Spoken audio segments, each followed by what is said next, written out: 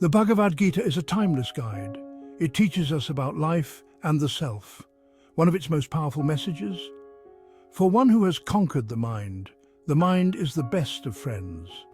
But for one who has failed to do so, the mind will remain the greatest enemy. Bhagavad Gita, chapter 6, verse 5. This ancient wisdom highlights the battle we all face, the battle within our own minds. Our minds are powerful. They can create and destroy. They can lift us up or drag us down. Mastering our minds is the key to peace and fulfillment. It's the path to living our true potential. But what does it mean to conquer the mind? It doesn't mean suppressing our thoughts or denying our emotions.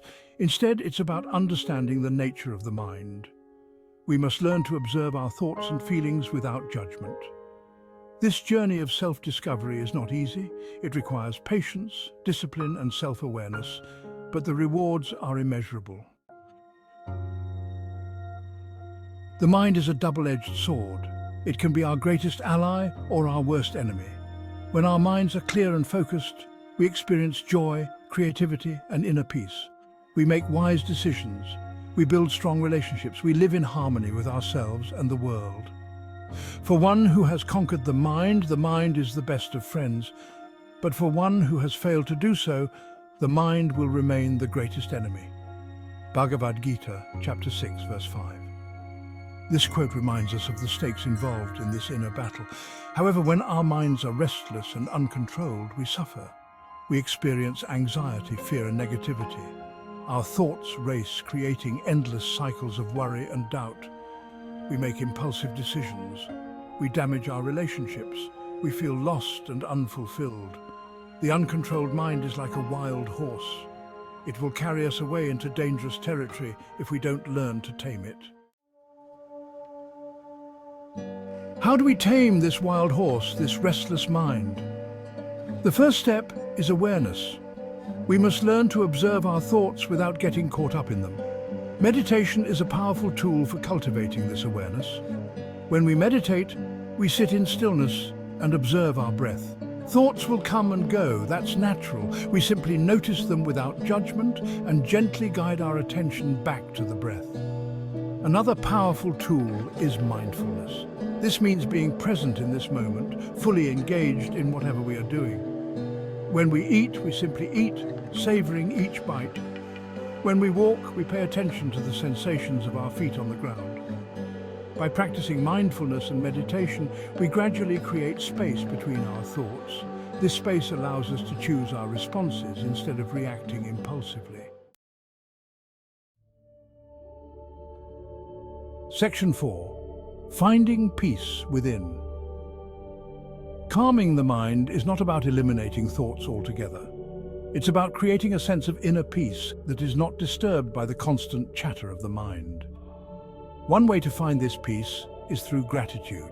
When we focus on what we are grateful for, our minds naturally become more peaceful. We can practice gratitude by keeping a journal, writing down 3 things we are grateful for each day. Another powerful technique is loving kindness meditation. In this practice, we cultivate feelings of love and compassion for ourselves and others.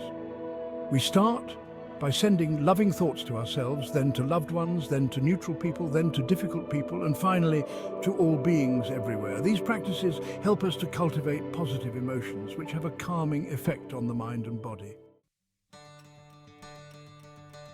Section 5. The power of self-mastery. For one who has conquered the mind is the best of friends. But for one who has failed to do so, the mind will remain the greatest enemy. Bhagavad Gita 6.5. This quote emphasizes the transformative power of mastering the mind. When we master our minds, we master our lives. We become more resilient in the face of challenges. We experience greater joy, peace, and fulfillment. We are better able to achieve our goals and live our dreams. Self-mastery is not about becoming perfect. It's about progress, not perfection. It's about showing up each day and making a conscious effort to cultivate a more peaceful and positive state of mind. The journey of self-mastery is a lifelong adventure. It's a journey that is well worth taking. Section 6. A lifelong journey. The Bhagavad Gita's wisdom reminds us that conquering the mind is an ongoing process. It's not a destination, but a journey. Every day we face new challenges and opportunities to practice self-control. Remember, the mind is a powerful tool. When mastered, it becomes our greatest ally. It helps us navigate life's ups and downs with grace and wisdom. It allows us to live with purpose and meaning. By cultivating self-awareness, practicing mindfulness, and nurturing positive emotions, we can gradually tame the wild horse within. We begin to experience the truth of the Bhagavad Gita's words. For one who has conquered the mind is the best of friends. This journey inward is the key to unlocking our true potential and living a more fulfilling life.